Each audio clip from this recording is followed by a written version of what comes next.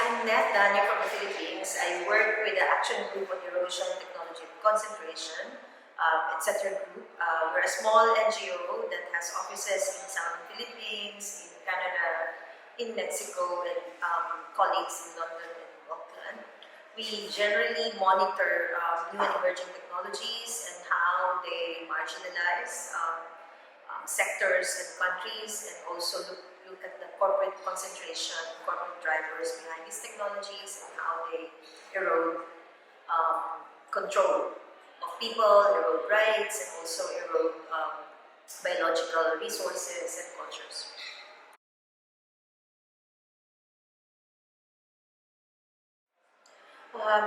The trends in the past 5-6 years on digitalization of genetic sequence information, biological resources, to put it simply, is a very serious issue that has been going on but below the radar of policymakers both at the global and national level. Only recently was it put on the table as an issue in the UN, particularly in the Convention on Biodiversity and the Treaty on Plant Genetic Resources for Food and Agriculture, the SEEDS Treaty.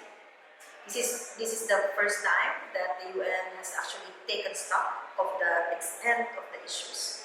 But this is not new. It has been going on for the past 10 years, and there are all sorts of companies, both in developed countries and big developing countries, that actually are cashing in on this, like digitalizing genetic information on key biological and genetic resources. Even humans, including humans, like mapping. This started, of course, with mapping genome sequences and also mapping the molecular structures of particular useful traits of plants or even animals or microorganisms, and putting those up in databases. And most of these databases are proprietary, some of them are public databases. So many researchers, in their attempt to overcome the bloody rules on access and benefit sharing, which are meant to curtail and stop biopiracy, they go behind those rules by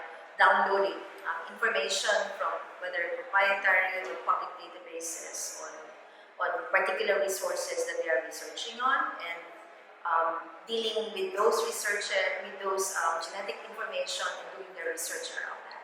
And that is a very clear way of dematerializing physical assets. And in the process of dematerializing those information, you actually make existing frameworks and regulations and policies that are attached to those physical assets irrelevant. Because by digitalizing those information, they leave the physical space. They become part of the cyberspace. And the laws, regulations, and frameworks at the national, regional, and global level are designed to address the physical aspect, and that is already gone. So if you talk of biopiracy as the illegal or unregulated collection, access, research on biological and genetic resources that are found in the wild or under the domain of communities, both indigenous and local communities, that's an issue of the past. Because if you're dealing with genetic information, whether it's molecular or genetic level, it's no longer physical. You did not get it from the community. You can even say I did not get it from a particular country. Because all this information are in the cyberspace, and many of them are actually flowing freely, quote unquote, freely, because I would have to emphasize this, because many of these databases are proprietary, they pay for access. So these common resources that used to be under the control of national sovereignty and self-determination of communities are no longer there. So it ended up in private spaces that wouldn't even acknowledge that they come from a physical resource, because they were dematerialized. So they are not within the domain of frameworks like access and benefit sharing under the United Nations, because it only deals with a physical resource. Yes, also genetic information, but attached to the physical resource. And in this case, when you have information and also sequences that they claim to have, like to have the computer as the mother or the father, you cannot attribute it to a particular country or source. You don't have to. So all the boom, the recent boom in the past 10 years on synthetic biology, on molecular engineering, even on CRISPR-Cas9, which is the advanced stage of genetic engineering, are all about this free access to dematerialize information, because you don't have to ask for permission, you don't have to go through bloody access and benefit sharing regulation. So you deal with the materialized things. And I have to link this development to the quick pace, the rapid pace of genetic based technologies that are in the cyber area, like synthetic biology.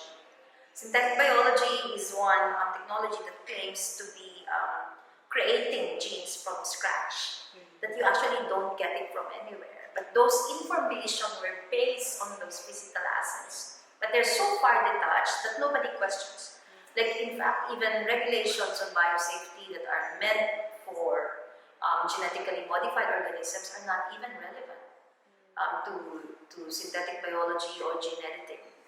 But I have to note, for example, that in the European Union, the European Court of Justice last year in July ruled that gene editing or genome editing is actually covered by biosafety rules. And the EU is an exemption rather than the rule.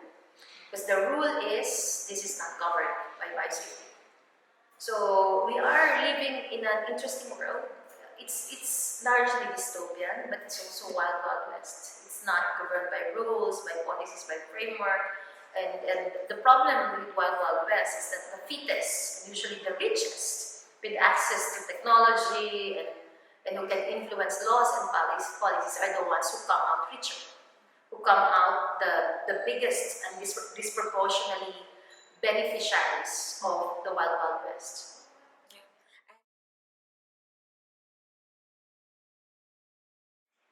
Yes, it has, like, some may claim that it will not have impact on farmers because they can continue using their resources, but we have to bear in mind that the use of genetic resources, biological resources by farmers is the importance attached to use, right? And that use is mainly traditional, but we're also, like, if you want inclusion, if you want communities to be able to benefit from the resources that they have conserved through millennia, we have to also respect, like, the way they utilize it, whether bringing it to commercial domain, and that's really undermined by all this. Like, if there's a certain traditional rice variety that farmers would think could actually be useful to increase productivity or particular traits against pests and diseases, but that is already dematerialized and brought into some gene banks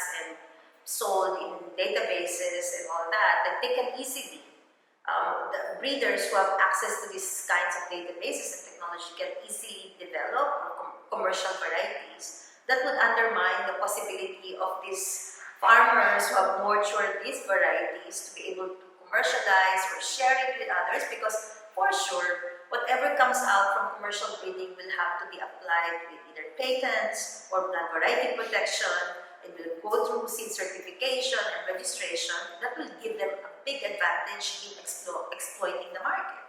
So you're actually undermining the potentials of farmers to be able to share and sell what they have nurtured through generations. You're actually even impeding. Because once you patent, you exclude others. You say, oh, you cannot sell that in the market. You cannot even use it. Like, if you will impose very strict plant breeders' rights, for example, farmers cannot even bring that out of their own farm. You cannot even share it because they, hey, I have a proprietary interest on that. So there are tons of ways that this could undermine the use, no? And use is fundamental to conservation. Yeah.